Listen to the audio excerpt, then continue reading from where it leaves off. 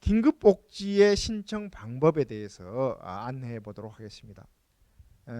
많은 분들이 기초생활보장제도에 대해서는 알고 있지만 의외로 긴급복지에 대해서 잘 모르고 있습니다. 자, 그런데 누구든지 5천만 국민은 누구든지 실직이나 사업부진 또 질병이나 사고 등으로 어려움에 처하게 되면 119로 전화해서 긴급복지를 신청하면 지원받을 수도 있습니다. 이게 매우 중요합니다. 자, 기초생활보장제도는 이미 소득과 재산이 매우 적은 것으로 판정된 사람, 그러니까 대체로 18세 미만의 아동이나 65세 이상의 노인, 그리고 뭐 18세 이상 65세 미만이라 하더라도 뭐 장애인이라든지 한부모 가족처럼 경제적으로 매우 어렵다고 이미 판정된 사람이 받는 제도입니다. 자, 그런데 5천만 국민은 뭐 일자리를 잃거나 뭐 사업이 부진하거나 특히 뭐 코로나 상황에서는 뭐 사업이 부진한 분들이 많잖아요. 이런 분들은 아파트도 있고 차도 있고 뭐 무슨 뭐 월세 보증금도 있고 무슨 가계 보증금 말이죠. 이런 것이 있다 하더라도 지금 당장 먹고 살기가 힘들면 어떻게 해야 되느냐? 가장 간단한 방법은 휴대폰을 꺼내 가지고 129번을 찍고 전화를 해서 어디 사는 누구인데 제가 좀 어렵습니다. 누가 좀 와서 도와주시기 바랍니다. 자, 따라서 하시기 바랍니다. 누가 좀 와서 도와주시기 바랍니다 하고 전화를 끊으면 됩니다. 그러면 긴급복지는 이 129라는 전화가 보건복지부가 운영하는 보건복지 상담센터이기 때문에 그곳에서 접수하자마자 그 사람이 살고 있는 시군구 담당 공무원에게 연락하면 시군구 담당 공무원이 여러분들이 와서 도와달라는 곳으로 찾아옵니다. 뭐 집이면 집 이런 식으로 찾아와요. 그래서 여러분의 가구 소득이 기준 중위소득의 75% 이하인지, 재산이 대도시의 경우에는 2억 4,100만 원 이하인지, 중소도시는 1억 5,200만 원 이하인지, 농어촌은 1억 3천만 원 이하인지를 고려한 다음에 뭐 통장에 600만 원 이하의 돈이 있거나 특히 주거 지원의 경우에는 800만 원 이하의 돈이 있으면 일단 지원해 줍니다. 이게 중요합니다. 그런데 사실은 우리 가구의 소득 인정액이 혹은 소득 수준입니다. 여기서는 소득 인정액이 아니라 소득 수준이 중위소득의 75% 이하인지 여부를 정확히 계산하려면 시간이 꽤 걸립니다. 그래서 현실적으로는 어떻게 하고 있느냐? 서울과 같은 경우에는 소득이 중위소득의 100% 이하, 재산이 한 3억 5천 이하, 또 금융재산이 5천만 원, 1천만 원 이하 정도만 되면 일단 지원해줘요. 사실은 뭐 그 사람의 소득이 얼마나 되는지를 담당 공무원도 쉽게 알기가 어렵습니다.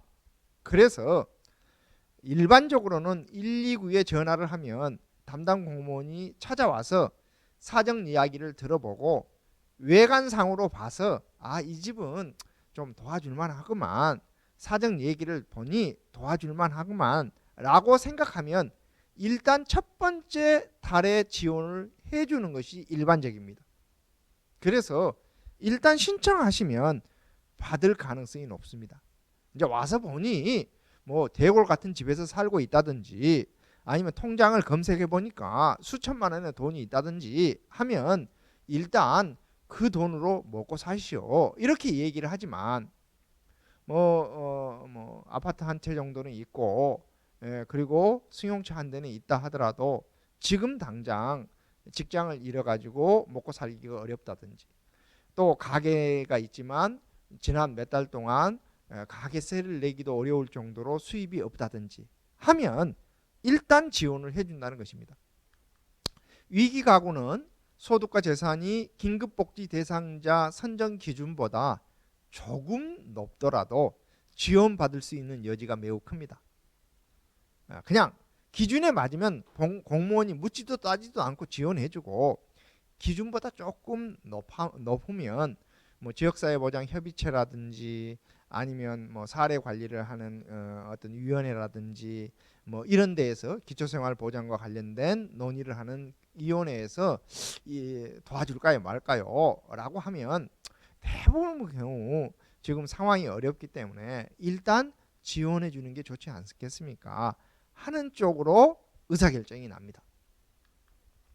그리고 긴급복지는 이렇게 소득과 재산 조사를 하는데 시간이 많이 걸리기 때문에 일단 48시간 안에 지원 여부를 결정하고, 지원하기로 결정했으면 24시간 안에 지원한다는 것을 꼭 기억해 주시기 바랍니다. 그러니까 밤에 전화해도, 주말에 전화해도, 휴일에 전화해도 어쨌든 전화하고 48시간 안에 지원 여부가 결정되고 지원해 주기로 결정했으면 24시간 안에 지원해 주는 것이 원칙이기 때문에 웬만하면 지원을 받을 수 있다는 뜻입니다. 긴급복지제도의 핵심이 선지원 후조사의 원칙입니다.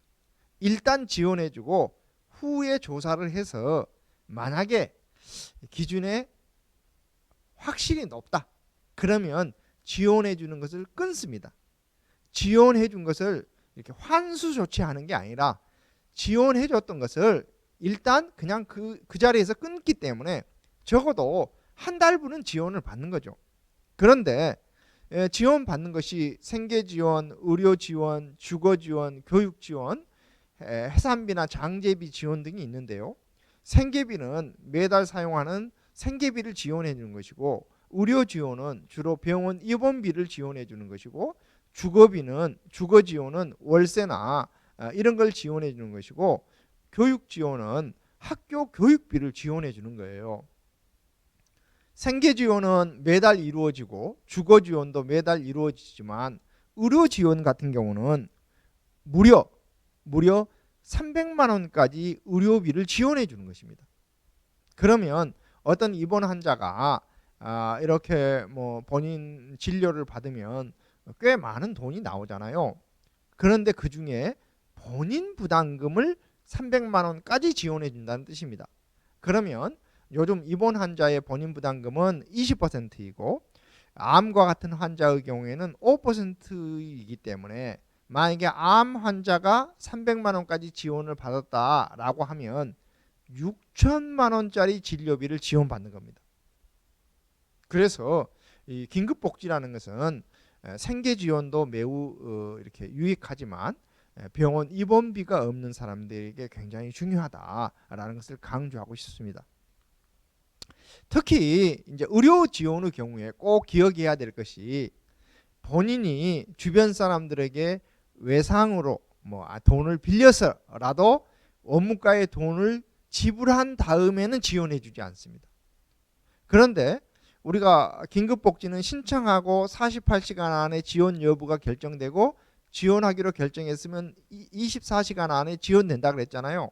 따라서 의료비를 낼 형편이 안 되는 사람은 퇴원하기 전에 병원에 좀 사흘만 좀 말미를 달라 이런 식으로 좀 요청을 하면, 어차피 뭐 오늘 당장 퇴원하시오 이렇게 하는 것이 아니라 앞으로 한 사흘 후쯤에 퇴원을 해야 되는데 어떻게 생각하냐 이런 식으로 퇴원 준비를 하는 과정에서 그때 원무과를 통해서 의료비 지원 방안을 모색해보는 것도 방법입니다. 물론 본인의 주소지를 둔 시군구에 전화해서 도움을 요청하는 방법도 있고, 또 병원을 통해서 요청하는 방법도 있습니다. 긴급복지는 주민등록상 거주지에서 신청할 수 있고, 긴급복지로 해결되지 않으면 기초생활보장으로 연계될 수 있다는 것을 꼭 기억해 주시기 바랍니다. 많은 분들이 사정이 어려우면 국민기초생활보장 수급자 신청을 하게 되는데요. 사실 생계급여나 의료급여의 경우 수급자로 선정하는데 대개 한 달가량이 소요됩니다. 그런데 뭐 의료비가 지금 당장 뭐 사흘 안에는 내놔야 이렇게 퇴원할 수 있는 사람이다 하면 기초생활보장 의료급여 수급자가 되어 가지고 돈 받기는 어렵겠죠. 그런데 긴급복지를 신청을 해 가지고 의료비 지원을 받으면 일단 의료비는 해결하고 소득과 재산의 상황을 고려를 해서 긴급복지로 해결한 후에 보다 장기적으로 기초생활보장의 생계급여나 의료급여를 받으면 생계급여 수급자는 의료급여도 받을 수 있고 의료급여 수급자도 의료급여를 받을 수 있단 말이죠. 특히 뭐 암이라든지 희귀 난치병에 걸린 사람들은 그 해당되는 사람만 따로 의료급여 수급자 특례를 받는 경우도 있어요. 그렇기 때문에 48시간 안에 지원 여부가 결정되는 긴급복지를 우선 활용하시라라는 것을 강조하고 싶습니다. 긴급복지는 그것 하나만으로도 중요하지만 어떻게 보면 기초생활보장으로 연계되는 하나의 문이기도 하다는 것을 꼭 기억해 주시기 바랍니다.